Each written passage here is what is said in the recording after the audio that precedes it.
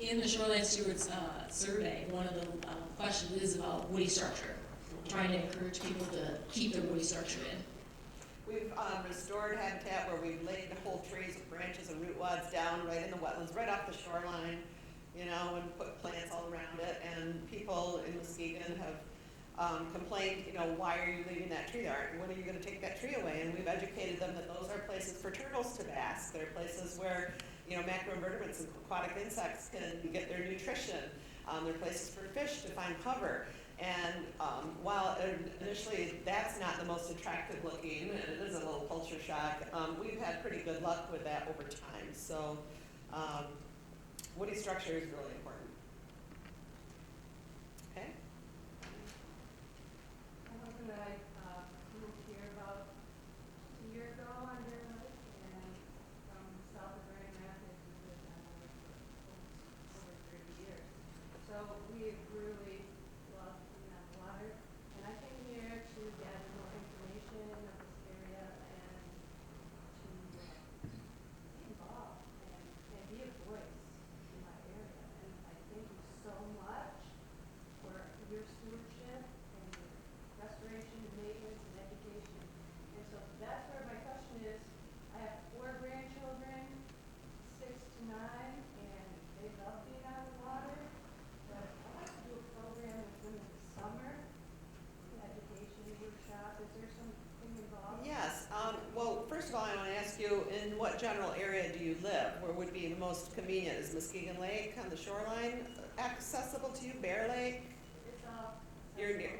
Okay, so we, after this, but we can talk about it now too, the Shoreline Stewards program that the Muskegon Lake Watershed Partnership has, I think probably Mary and Mark are going to be standing at that display. So make sure and talk to them because we do have ways to engage you. And then later, if you pick a place, adopt a stretch of shoreline or something like that, I will arrange for you to get some one-on-one training at the location over the course of this coming summer. Well, one thing I'd like to say is it's not that tough to be a shoreline steward. It's not like you have to be there every day. And not, you know, as Mary said, she goes down, she feels like a few times a year. I organize this big event once a year, but also stop down to my site. And we have other people of our group, which we call the Grand Trunk Restoration Partnership, who go down on their free time and they'll do just a little one part of the job or another. The thing is, you know, it's not that hard to be a shoreline steward, and we need more. You saw all those restored sites. All those restored sites have that beautiful, all that information that Brian showed us on the plants that are there, plants that need to get out of there, how to do it all. If you have just a little bit of time, you know, if you love the outdoors and you have a spot that you like, or if you want to go to one of those restored sites that already have all this information on how to do it, it's not that hard, and you can make a huge difference in just a little bit of time. And I do want to say too that we had Melanie Mannion here from Ottawa County Parks come to talk about how they do stewardship in Ottawa County. We don't have a stewardship coordinator or a land manager position anywhere in Muskegon County. We have little bits and pieces of people doing that sort of work all over, but we don't have a central coordinator for that. And what we're doing this year is grant-based. So I can help get training and put on workshops in that for a limited amount of time for this next year. And then after that, we're hoping that we'll have something more established in Muskegon County where we can be better coordinated, really have good programs for volunteers, for landowners, and that's part of what we're trying to build right now. Let's go. Oh yeah, Margo was next. Yeah, I have sort of a weird question because we're by a Great Lake, and this is a summer sunky little cabin about 60 years old. And at the beginning, my parents who owned it would throw all of their compost over the dune, trying to, you know, grow as much stuff as they could. And I've stopped that because it draws all the animals and they erode the dune, of course. So it's kind of counterproductive. But in the meantime, there's oodles of poison ivy that holds the dune together. And it took me a while to realize that if I killed too much of it, bad things would happen, slumping of the dune and so on. But what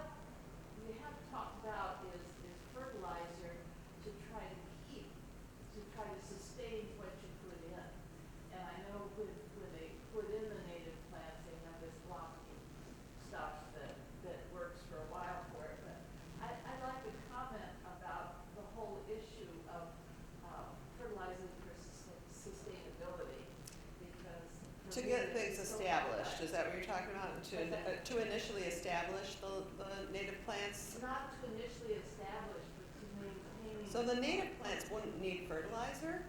That's one of the reasons we use them in the buffers, because they don't need to be fertilized. They are adapted to our soils. Now, if you have an unnatural soil, unnatural fill, you might have some other issues, but there's probably a native plant that will love that anyway. That's what we found anyway. Now, it is 12 o'clock, so we'll finish with this, answer this question, and then I think there was one man up here who maybe had a question, but I think the rest of us, we're gonna have to do some one-on-one because we want to break, and we have lunch already out there ready for us, and there's the exhibits, displays, and handouts as well.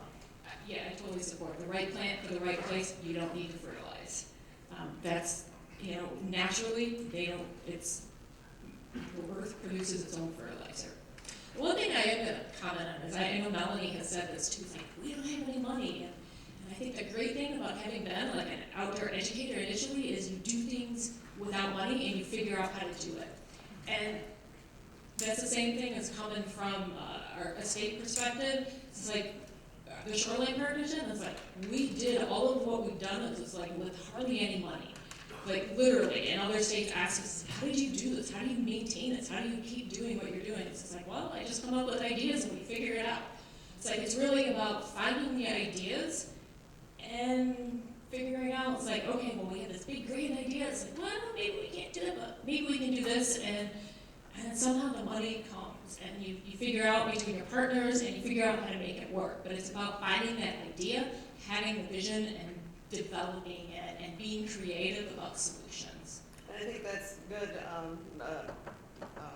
It rings true for how we've done all the restoration on Muskegon Lake too. No one ever thought we would have millions of dollars available for restoration when the Muskegon Lake Watershed Partnership started meeting every month. So I think part of this may be that I'm learning as for stewardship, it's also important, like Melanie said, to have regular meetings or regular events scheduled. So I'll take that as input and see if we could create something for the next year to do that. And then one final question or comment, and then we'll break for lunch. Yeah, I think the pesticide thing is a really good idea because what's going into the ground is going to be run off and it's going to go into the plants, it's going to go into these animals, these microorganisms are going to consume what's coming off these artificial pesticides, which are chemicals. We don't know what's going to happen to that. Another thing was, I like the idea of the coastal artificial reef, but like underwater, I live on a lake, so when the ice comes along, it pushes up, and I've seen on my neighbor's walls that are collapsing into the water, just on the inland lakes, and I've seen that by putting rocks underneath the water, like 10 feet out, it does kind of slow the ice, and it does slow the water, and the waves coming in. And then when we do have these artificial reefs out there, maybe think about putting plants out there to maybe slow the wind coming across. And then there was a picture that you showed of the break wall, which was along the coast, and it had a piece of metal on there. And I've noticed that there's a whirlpool that'll be around that water, and that's going to suck out the water down there. And I've noticed that along my area that when you do put the rocks up, that behind the rocks, there's a deeper area there. So it's kind of something to think about. Hey. I'll just say, as part of the Shoreline Partnership, we are working on better design information to get that out there of how do you design better for the use to deal with ice. And it really comes back to the slope. And if it's too steep, the ice is going to push, and if it's creating a nice gradual slope, the ice will run up and break underneath its own weight. And another thing is that it's kind of like the underwater landmines that blow up. It's like if you had these floating balloons underneath water that could adjust with the height of the water, you wouldn't see that, and it would slow down the action of the water. And then you could use it with like hydraulics or gravity to produce energy. All right, well, we're going to break for lunch. Thank you so much, everyone, for being here. And visit the displays again, do a little more one-on-one networking, ask questions of any of our panelists who will still be with us. Thank you.